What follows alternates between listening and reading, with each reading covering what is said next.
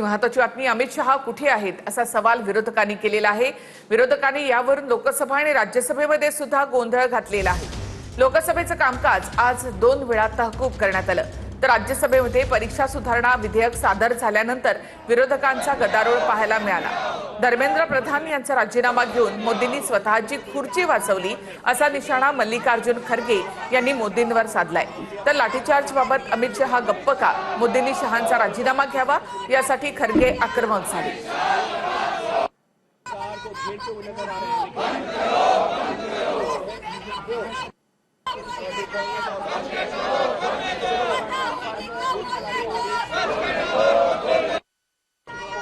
पूछना चाहता हूं, आपके माध्यम से उनको पूछना चाहता हूं, लाठी चार्ज कराने के लिए, आंसू गैस करने के लिए, छोड़ने के लिए पैलेट गन के इस्तेमाल का आदेश किसने दिया?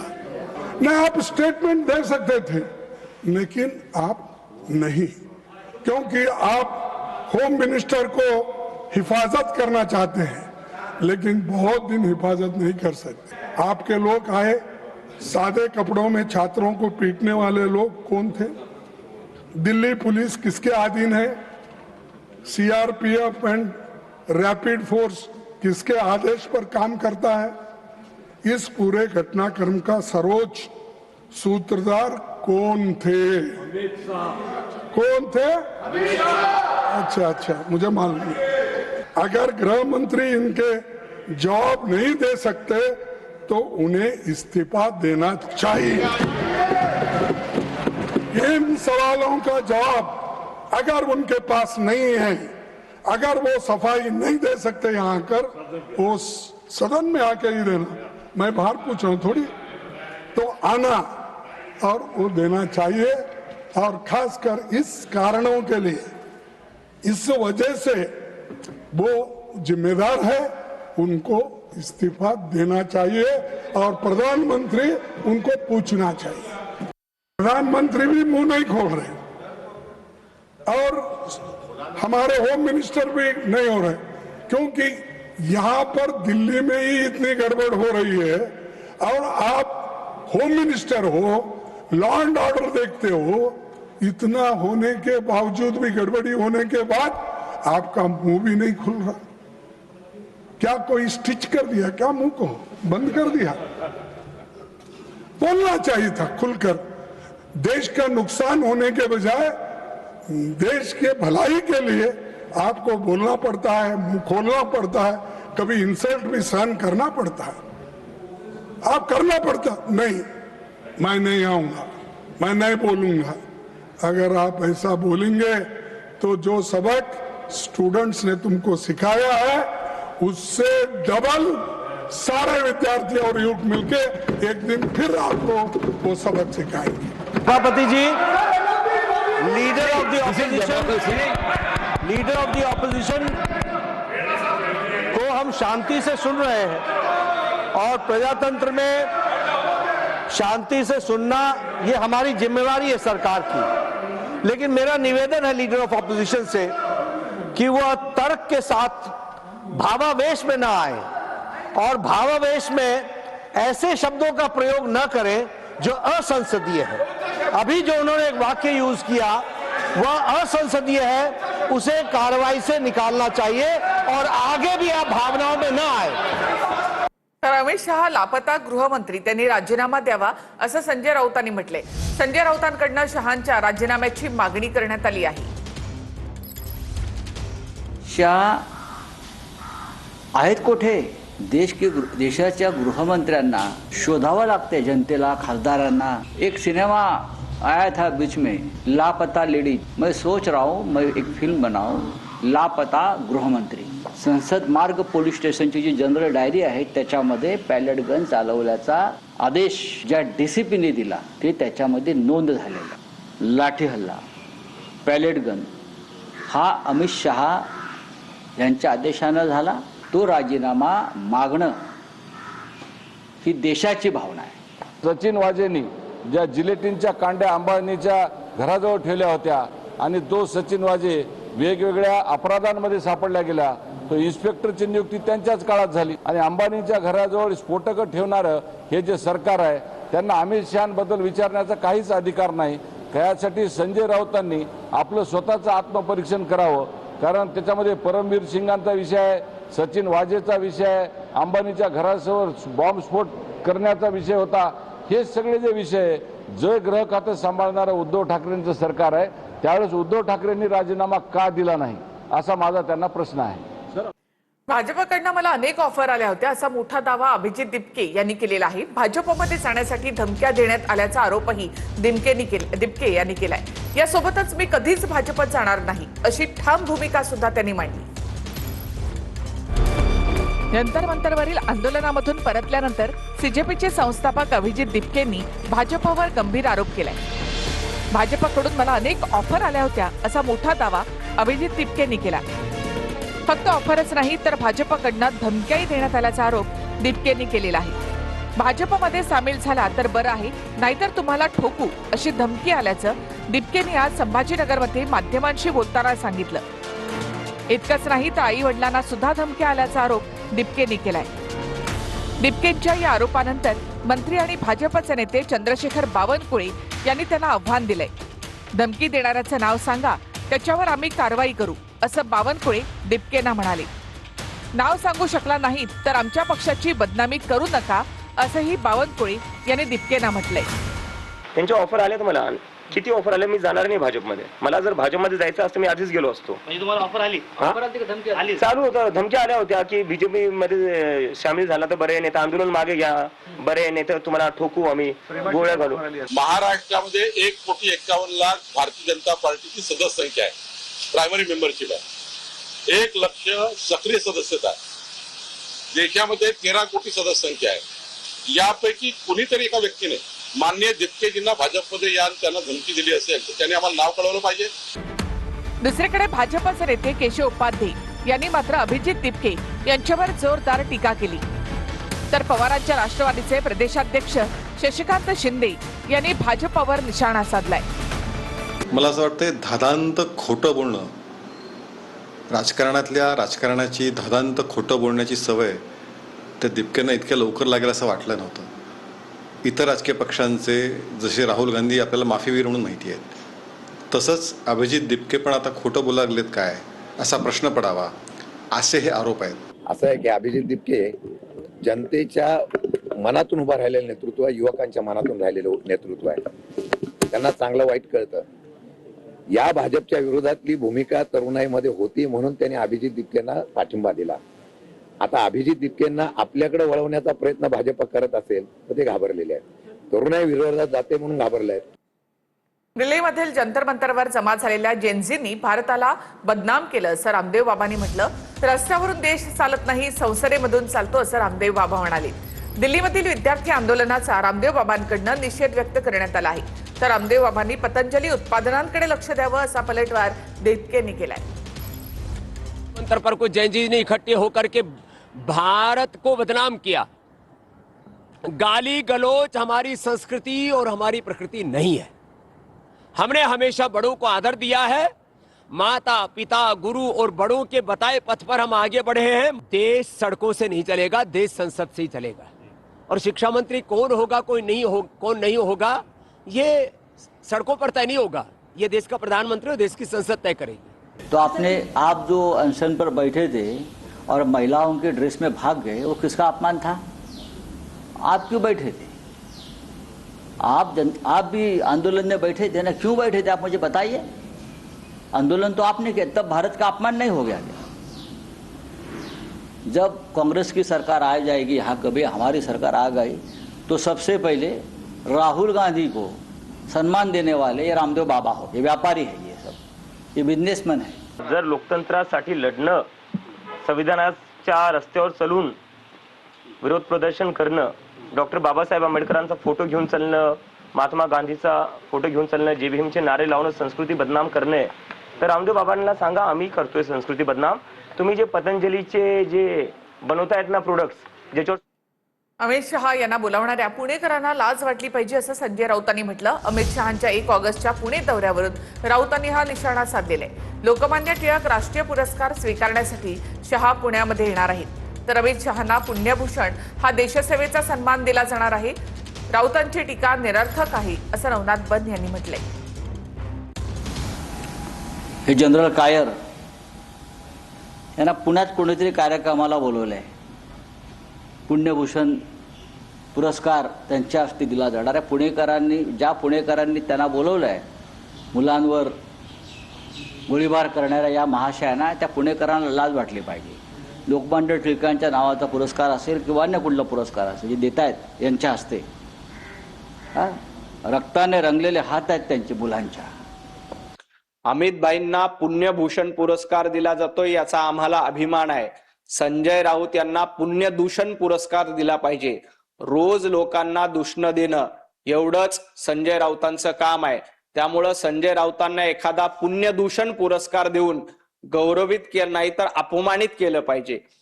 एका पत्रकाराच्या व्हिडिओचा दाखला देत चंद्रकांत पाटलांनी केलेलं वक्तव्य व्हायरल होतंय.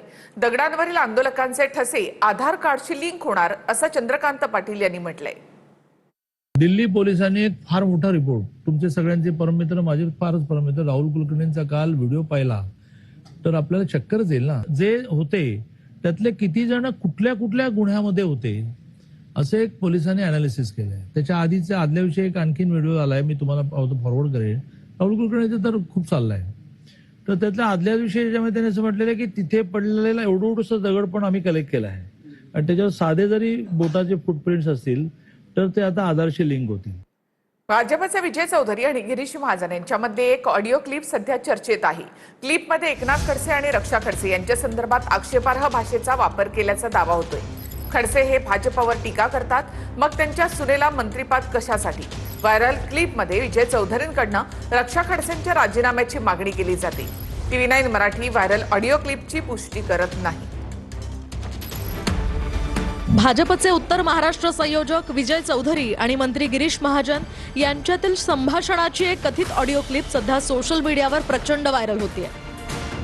या व्हायरल ऑडिओ क्लिपमध्ये भाजपच्या विजय चौधरींनी एकनाथ खडसे आणि रक्षा खडसेंबाबत आक्षेपार्ह भाषेचा वापर केलाय. एकनाथ खडसे भाजपवर आरोप करतात, मग त्यांच्या सुनेला केंद्रात मंत्रिपद कशासाठी असा प्रश्न विजय चौधरी या ऑडिओ क्लिपमध्ये विचारतायत. तसंच त्यांनी रक्षा खडसेंच्या राजीनाम्याचीही मागणी केली आहे.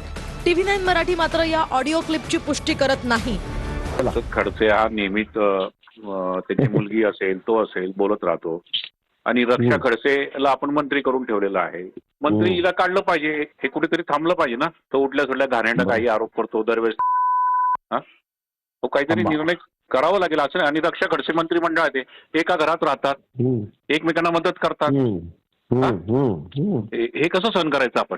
हे भाऊ काहीतरी आपण आक्रमक भूमिका घेतली पाहिजे आणि पार्टीला पण सांगितलं पाहिजे हे चालणार नाही, दुहेरी भूमिका चालणार नाही. एक तर मग रक्षाचा राजीनामा घ्या, आम्हाला हे फालतूपणा चालणार नाही. ही ऑडिओ क्लिप व्हायरल झाल्यानंतर आम्ही एकनाथ खडसेंशीही संपर्क साधला. त्यांनीही या व्हायरल ऑडिओ क्लिपवरून टीका केली आहे. परंतु अशा असभ्य आणि अश्लाघ्य म्हणजे जे शब्द ऐकू येत नाही महिलांच्या संदर्भामध्ये असे शब्द त्यांनी वापरलेले आहे. मग भाजपची संस्कृती आहे का? जे भाजप आणि आताचे भाजप यातलं हे अंतर आहे. महिलांच्या संदर्भामध्ये इतक्या घाणेरडे शब्द वापरू नये. मी स्वतः ही क्लिप भाजपच्या वरिष्ठांकडे देणार आहे. बरं, माझे भाजपच्या वरिष्ठांचे चांगले संबंध आहेत आणि वरिष्ठांकडे देऊन त्यांनाही विनंती करणार आहे की याबाबत अशा रीतीने जर होत असेल तर हे दुर्दैव आहे. ही भाषा वापरली जाते ही अतिशय संतापजनक भाषा आहे. महाराष्ट्रातल्या भारतीय जनता पार्टीच्या महिला पदाधिकाऱ्यांना एकच विनंती आहे की तुम्ही अशा लोकांसोबत काम करत आहात की त्यांच्या मुखामध्ये राम आहे पण त्यांच्या स्वभावामध्ये किंवा त्यांचं वागणं हे रावणासारखं आहे. मला खेद या गोष्टीचा आहे की समोरून जे तथागतित समोरच्या ज्या मंत्र्यांशी संभाषण करत असतानाची ती ऑडिओ क्लिप आपल्याला दिसते तर ते मंत्री महोदय तरी हे कसं ऐकू शकतात? ही भाषा एखाद्या महिलेच्या बाबतीमध्ये केली गेलेली ऐकू तरी कशी शकतात? भाजपचे उत्तर महाराष्ट्र संयोजक विजय चौधरींनी राजीनामा दिलाय. नंदुरबार जिल्ह्यामधील व्हायरल ऑडिओ क्लिप नंतर चौधरी यांनी राजीनामा दिला. डॉक्टर हिना गावित यांच्या समर्थकांकडून चौधरींच्या हकालपट्टीची मागणी करण्यात आली आहे. हकालपट्टीची मागणी केल्यानंतर विजय चौधरींकडून राजीनामा देण्यात आला. माझ्यामुळे पक्षाची बदनामी नको, चौधरींच्या राजीनाम्यामध्ये हा उल्लेख आहे. उल्हासनगरच्या नगरसेवकांचा गुवाहाटी दौरा वादात सापडलाय. नगरसेवकांच्या पत्नी मुलांसोबत प्रवास करतानाचे व्हिडिओ व्हायरल झाल्यानंतर वाद निर्माण झालाय. पालिकेवर कोट्यवधींचं कर्ज आहे, तरी प्रशिक्षणाच्या नावाखाली 65 लाखांची उधळपट्टी केल्याचा आरोप मनसेनं केलाय. उल्हासनगर महापालिकेमध्ये सत्तेत असणाऱ्या भाजप आणि शिवसेनेच्या नगरसेवकांचा गुवाहाटी दौरा वादात सापडलाय. महापालिकेच्या तिजोरीतील पैसे खर्च करून नगरसेवकांसाठी हा प्रशिक्षण दौरा आयोजित करण्यात आला होता. मात्र नगरसेवक त्यांच्या कुटुंबियांसह गुवाहाटीला गेल्याचे व्हिडिओ समोर आल्यानं मनसेनं आक्रमक पवित्रा घेतलाय. उल्हासनगर शहरातील नागरिकांना रस्ते, पाणी यांसारख्या मूलभूत सुविधाही नीट मिळत नाहीयेत. त्यातच आर्थिक अडचणीत असलेल्या पालिकेवर कोट्यवधी रुपयांच्या कर्जाचं ओझं आहे. पालिकेची आर्थिक स्थिती गंभीर असताना सुद्धा तब्बल 65 लाख रुपयांचा खर्च करून सत्ताधारी नगरसेवकांसाठी गुवाहाटीमध्ये प्रशिक्षण दौरा आयोजित करण्यात आला होता. 22 ते 26 जुलै दरम्यान हा 4 दिवसीय प्रशिक्षण दौरा आयोजित करण्यात आला होता. प्रत्येक नगरसेवकासाठी पंचतारांकित हॉटेलमध्ये राहण्याची व्यवस्था, भोजन, स्थानिक प्रवास, प्रकल्प भेटी, सभागृह आणि इतर सुविधांसह विमान प्रवासाचा एकूण खर्च मिळून सुमारे 74,720 रुपये खर्च अपेक्षित होता. मात्र सोशल मीडियावर व्हायरल झालेल्या व्हिडिओमध्ये अनेक नगरसेवक पत्नी आणि मुलांसह गुवाहाटीला गेल्याचा दावा केला जातोय. याच कालावधीमध्ये आसाममध्ये पूरस्थिती होती, त्यामुळे कोणतं प्रशिक्षण दिलं जात होतं असाही सवाल मनसेनं उपस्थित केलाय. तर काँग्रेसनंही या दौऱ्यावरून टीका केली आहे. गुवाहाटीमध्ये पूर आलेला असताना हे कसलं प्रशिक्षण घ्यायला गेलेत? बरं, ते नातेवाईकांसोबत गेलेत. आम्हाला मिळालेल्या माहितीनुसार 65 लाख रुपये या ट्रिपसाठी खर्च आलाय. हे पैसे कुणाचे आहेत? बरं, जातात परिवारासह जातात, नातेवाईकांनाही घेऊन जातात, वरिष्ठ पदाधिकाऱ्यांनाही घेऊन जातात. नेमकं काय चाललंय या शहरात? बाकी शहरामध्ये विकास हा शून्य आहे. अशा हे जे 65 लाख रुपये आता जनतेच्या खिशातले पैसे गेलेले आहेत, याची भरपाई कोण करणार? तर शहराची एकंदरीत परिस्थिती आणि महानगरपालिकेची आर्थिक परिस्थिती या सगळ्या गोष्टी लक्षात घेता एवढा 65 लाख खर्च करायला पाहिजे का, हे प्रशासनाने विचार करायला पाहिजे होता. आणि आता बातमी येते नाशिकमधून. नाशिकमध्ये खड्ड्यांमुळे आणखी एक बळी गेलेला आहे. कुंभमेळा तोंडावर आलाय, तरी शहरभर खड्डेच खड्डे पाहायला मिळत आहेत. नाशिकमध्ये खड्ड्यांमुळे 5 महिन्यात 4 जणांचा मृत्यू झालाय. शहरामध्ये त्यामुळे संतापाची लाट आहे. नाशिक शहरामधील अंबड MIDCच्या एक्स्पो पॉइंट चौक परिसरामधील एका 40 वर्षाच्या व्यावसायिकाचा मृत्यू झालाय. व्यावसायिक निलेश कोतकर हे अंबड औद्योगिक वसाहतीमधून जेवणासाठी घरी जात होते.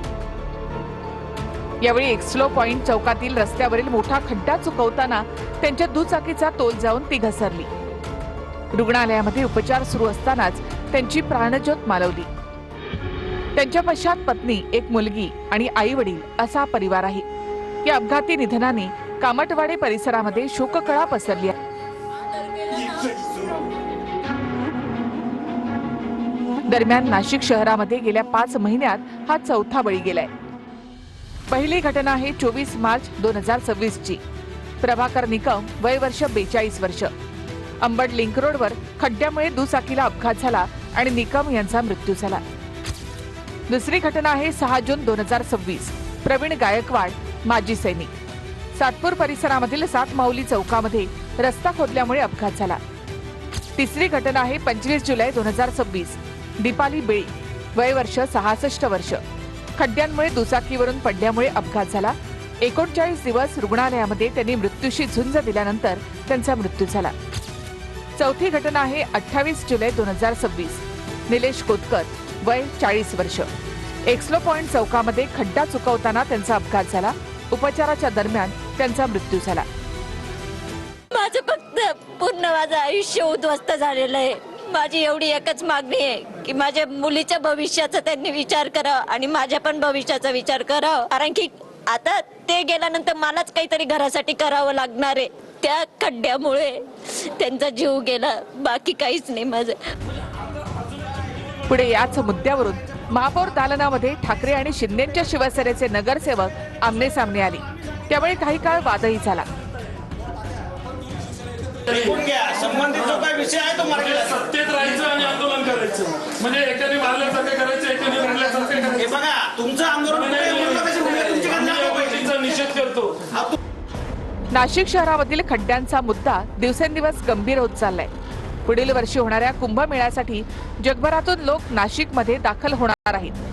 त्याआधी तरी शहरातले रस्ते सुधारतील का आणि खड्ड्यांमुळे होणारे अपघात थांबतील का असा प्रश्न आता नाशिककर विचारतायत.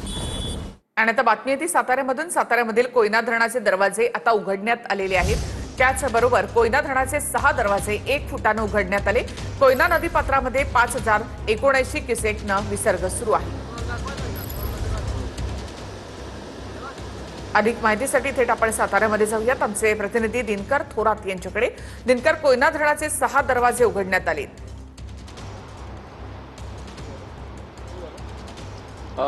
निखिला, कोयना धरणाचे 6 वक्री दरवाजे 1 फुटाने उचलून कोयना धरणातून 5069 क्युसेक पाण्याचा विसर्ग हा कोयना नदी पात्रात करण्यात येत असून गेल्या या हंगामात उशिरा पाऊस सुरू झाला असला तरी कोयना धरणाने आपली 105 टीएमसीची पातळी गाठण्यास फक्त 15 टीएमसी पाणीसाठा आवश्यक आहे. आणि धरणातील पाणीसाठ्याचे नियमन करण्यासाठी कोयना धरण व्यवस्थापनाने आज 6 वक्री दरवाजे 1 फुटाने उघडून कोयना नदी पात्रात पाण्याचा विसर्ग सुरू केलेला आहे.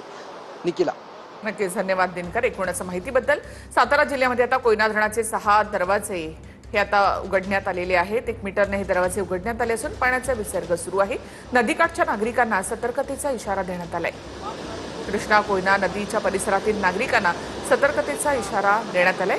हे दरवाजे 1 फुटानं उघडण्यात आलेले आहेत. 5079 क्युसेकना सध्या पाण्याचा विसर्ग सुरू आहे. तर कोयना धरणातून वक्री दरवाजे ज्या वेळेला 1 फुटानं उघडण्यात आले त्यावेळीची ही दृश्य आपण या ठिकाणी पाहतोय.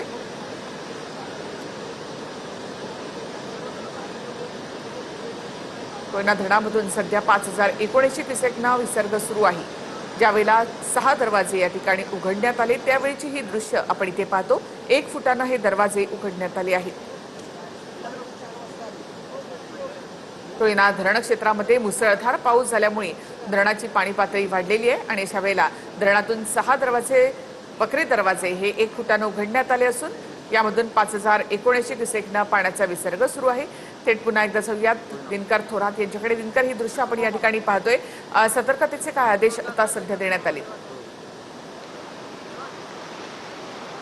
हो, कोयना धरणातून सोडण्यात येणाऱ्या पाण्यामुळे कोयना नदी आणि कृष्णा नदीच्या पाणी पातळीत मोठी वाढ होणार आहे. आणि ही वाढ झाल्यामुळे नदीकाठच्या गावांना कोयना धरण व्यवस्थापनानं सतर्कतेचा इशारा दिलेला आहे. आणि कोयना पाणलोट क्षेत्रात हा सातत्यपूर्ण पाऊस पडत आहे आणि ह्या एकूणच पावसामुळे धरणात मोठ्या प्रमाणात पाण्याची वाढ होणार आहे. आणि वाढलेल्या पाणी हे